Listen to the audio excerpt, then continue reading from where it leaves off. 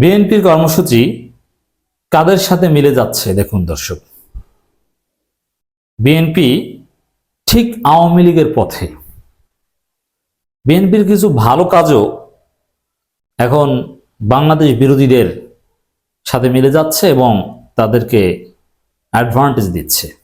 এই অতি সূক্ষ্ম বিষয়গুলো আমাদের বুঝতে হবে। ভালো কাজেরও স্থানকাল পাত্র আছে, সব জায়গায় সব কাজ করলে হয় না। নামাজ পড়া ভালো কাজ, কিন্তু কোনো কোনো সময় নামাজ পড়া হারাম। মহিলাদের জন্য নামাজ পড়াও ইবাদত, না পড়াও ইবাদত। একটা বিশেষ সময় নামাজ পড়া জায়েজ নেই, পড়লে গুনাহ হবে। এরকম ভালো কাজ, অনেক ক্ষেত্রে ভালো কাজ অনেক সময় নাজায়েজ, করা উচিত নয়। তো দর্শক, বিএনপি দুইটা কাজ নিয়ে আমার তীব্র সমালোচনা আছে। একটা হচ্ছে তারা, আপনারা জানেন যে লং মার্চ করছে আগরতলা অভিমুখে, আর একটা হচ্ছে ইন্ডিয়ান হাই কমিশন অভিমুখে পদযাত্রা করেছিল। এই লং মার্চ এবং পদযাত্রা, এই দুইটা নিয়ে আমাদের যথেষ্ট আপত্তি রয়েছে, কিন্তু বিএনপি সেটা করছে। কেন আপত্তি রয়েছে সেটা বলেছি আগেই, আর এটার জন্য একটা প্রশ্নই যথেষ্ট। সাপোজ এখন যদি বিএনপি ক্ষমতায় থাকতো, এই প্রেক্ষাপটে বিএনপি কি এই লং মার্চ করতো? ক্ষমতায় বিএনপি এই অবস্থায় করতো না। পদযাত্রা করতো হাইকমিশন অভিমুখে বিএনপি ক্ষমতায় থাকলে? কখনোই করতো না। এর মানে ডক্টর ইউনূস সরকারকে নিজেদের সরকার মনে করতে পারছে না বলে তারা এখন বিরোধী দলে থাকলে যেরকম কর্মসূচি দেয় সেরকম কর্মসূচি দিচ্ছে। কিন্তু সরকার কার্যকর পদক্ষেপ নিয়ে ভারতকে ঠান্ডা করেছে অলরেডি, বা করছে। সয়াবিন আনছে অন্য দেশ থেকে, ভারতের বিকল্প পথ খোঁজা হচ্ছে, নানান কিছু। ভারতের পররাষ্ট্র সচিব বাংলাদেশে এসেছেন, এটাই একটা বড় অ্যাডভান্টেজ, আসাটাই একটা সফলতা। সরকারের পক্ষ থেকে এমন কোনো কঠোরতা নেই, দেখানো হচ্ছে না। বাংলাদেশের জনগণ ঐক্যবদ্ধ থাকলে এটাই যথেষ্ট। কিন্তু লং মার্চ পদযাত্রা এটা দরকার নেই। এগুলো মিলে যাচ্ছে কার সাথে দেখেন, দুই বাংলায় দুই গ্রুপ খেপেছে, মানে দুই এপার ওপার, দুই বাংলা না। দিল্লিতে বাংলাদেশ হাইকমিশন অভিমুখে আরএসএস সমর্থিতদের মিছিল, আর বাংলাদেশে ভারতীয় হাইকমিশন অভিমুখে বিএনপির মিছিল। মিলে যাচ্ছে কাদের সাথে দেখছেন? ওপারে আরএসএস যা করছে, এপারে বিএনপি তা করছে। হ্যাঁ, আরএসএস এর বা আরএসএস সমর্থীরা এর আগে হামলা ভাঙচুর করেছে, কিন্তু বিএনপি সেটা করেনি। কিন্তু বিএনপির ভেতরে ঢুকে সন্ত্রাসীরা বা জঙ্গিরা তো সেটা করলে করতে পারতো। আর আরএসএস এবার ওই বিএনপি যা করেছে অনেকটা এরকমই, একটা নির্দিষ্ট জায়গায় তারা থমকে গিয়েছে বা থামিয়ে দেওয়া হয়েছে। এখন আমি তো দেখতে পাচ্ছি যে আরএসএস এর কর্মসূচি বিএনপির সাথে মিলে যাচ্ছে, বিএনপির কর্মসূচি আরএসএস এর সাথে মিলে যাচ্ছে। দেখুন, এই যে ঘেরাও পদযাত্রা, এগুলো কূটনীতিতে সমাধান নয়। এটা বিরোধী দল থাকা অবস্থায় ওই সরকারকে বিব্রত করতে অনেক সময় আমরা করতাম, কিন্তু এটা কোনো সুন্দর সমাধান নয়। কিন্তু এটা করছে দর্শক। তবে এটা দুঃখজনক যে বিএনপির কর্মসূচি এখন ওপারে আরএসএস এর সাথে মিলে যাচ্ছে, একই টাইপের কর্মসূচি না। যেহেতু সরকারটা আমাদের, বিএনপিও মনে করে তাদের সরকার, তারাও গণ অভ্যুত্থান বা গণবিপ্লবের পার্ট। অতএব গণবিপ্লবের ফলে যে সরকার গঠিত হয়েছে সেটা তো বিএনপিরও সরকার, বিএনপির পরামর্শ নেওয়া হয়েছে।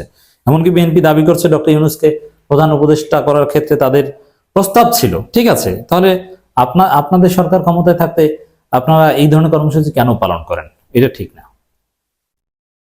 দিন শেষে আমার কাছে মনে হয় যে নানানভাবে বিএনপি কর্মসূচি দিয়ে ভারতকে অ্যাডভান্টেজ দিচ্ছে।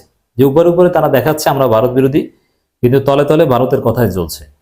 মানে আওয়ামী লীগ যে পথে হাঁটছিল, যে ভারতের বিশ্বস্ততা অর্জন করা, সেই পথে হাঁটতে চাচ্ছে বলে মনে হচ্ছে।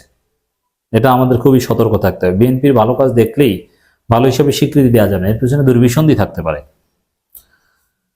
হিন্দুত্ববাদী রাষ্ট্রীয় স্বয়ংসেবক সংঘের সমর্থনে সিভিল সোসাইটি অব দিল্লির ব্যানারে ভারতের দিল্লিতে বাংলাদেশ হাইকমিশন অভিমুখে বিক্ষোভ মিছিল চলছে। দেখেন, ওই যে দিল্লি থেকে ইউরোপীয় ইউনিয়ন, ইউরোপের বিভিন্ন দেশের ভিসা সেন্টার বাংলাদেশে আনার যে অনুরোধ ডক্টর ইউনূসের, এটাও কিন্তু ভারতের মাথা খারাপ হয়ে গিয়েছে। মানে সরকার সবকিছুই করছে, অতএব আমাদের পক্ষ থেকে লং মার্চ বা এগুলোর কোনো প্রয়োজন নেই। গত একদিন আগে এই মিছিল হয়। বিবিসি বাংলার সাংবাদিক শুভজ্যোতি ঘোষ জানিয়েছেন, মিছিলে ৩ থেকে ৪ হাজার মানুষ অংশগ্রহণ করেছে। এটা বড়। এদিকে বিএনপিও কিন্তু এরকম হাজার হাজার লোক নিয়ে পদযাত্রা করেছে, আবার এখন তারা লং মার্চ করছে। সেখানে বিভিন্ন বয়সী পুরুষের পাশাপাশি উল্লেখযোগ্য পরিমাণ নারীও যোগ দিয়েছে। তবে তাদেরকে শেষ পর্যন্ত দূতাবাস অবধি যেতে দেওয়া হবে কিনা, মানে হয়নি, শেষ পর্যন্ত ব্যারিকেড দেওয়া হয়েছে, যেটা সেম বাংলাদেশের ক্ষেত্রে ঘটেছে। পুলিশ এক জায়গায় ব্যারিকেড দিয়ে থামিয়ে দিয়েছে বিএনপিকে, ওইখানেও থামিয়ে দিয়েছে, মিল আর মিল। তিনি আরো বলেন, বিক্ষোভ মিছিলে প্রায় সবার হাতেই প্লাকার্ড ছিল। বাংলাদেশেও বিএনপির লোকজন হাতে প্লাকার্ড ছিল, মিলে যাচ্ছে। প্লাকার্ড হলো বাংলা বাঁচাও, বাঙালি বাঁচাও, বাঁচাও সনাতন, বাংলাদেশ ৭১, মনে করো জুলুমবাজি বন্ধ করো, সেভ বাংলাদেশি হিন্দুস, এমন বেশ কিছু স্লোগান দেখা যাচ্ছে। এই বিক্ষোভ কর্মসূচিতে আরএসএস এক নেতা বলেন, ভারতের সাবেক intelligence bureau chief Rajiv Jain ঢাকাতে, সাবেক রাষ্ট্রদূত চীনা বিনা স্বীকৃতিও থাকবেন বলে শোনা যাচ্ছে। এর মানে সরকার সমর্থিত বলা যায়, আর বাংলাদেশেরটা সরকার সমর্থিত নয়, এটা পার্থক্য। এর আগে কলকাতা ও আগরতলা ডেপুটি হাইকমিশন হিন্দুত্ববাদী সংগঠনগুলোর পক্ষ থেকে বিক্ষোভ করা হয়। এর মানে ওরা এই বিক্ষোভ, এই পদযাত্রা, ভাঙচুর বা উস্কানিমূলক কাজ ওরা এগুলো করছে, এগুলোর মাধ্যমে আমাদেরকে ইনসাইটমেন্ট দিচ্ছে। তা আমরাও যদি সেম করি তাহলে ওদের সাথে আমাদের পার্থক্য কি থাকলো? কথাবার্তা বলার ক্ষেত্রে আমাদের আরো সতর্ক থাকতে হবে। যেমন মমতার উদ্দেশ্যে রিজভী বলেছেন, চট্টগ্রামের দিকে তাকালে আমরা কি আমলকি চুষবো? মানে আমরাও বাংলা বিহার উড়িষ্যা, নবাবী আমলের সেই বাংলা বিহার উড়িষ্যা দখল করবো, এরকম একটা কথা। এটা নিয়েও আবার ওরা রিয়াক্ট করছে। এটা ঠিক আছে, রিজভীর এই কথার প্রতি কি গুরুত্ব আছে, পাল্টা জবাবের প্রয়োজন রয়েছে।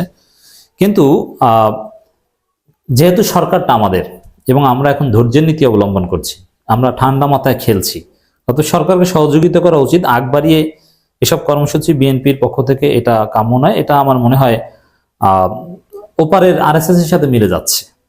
এবং বিএনপি আমার কাছে এখনো স্ট্রংলি সন্দেহ, যতই ভারত বিরোধিতা করুক, তারা আওয়ামী লীগের রিপ্লেসমেন্ট হতে চায়।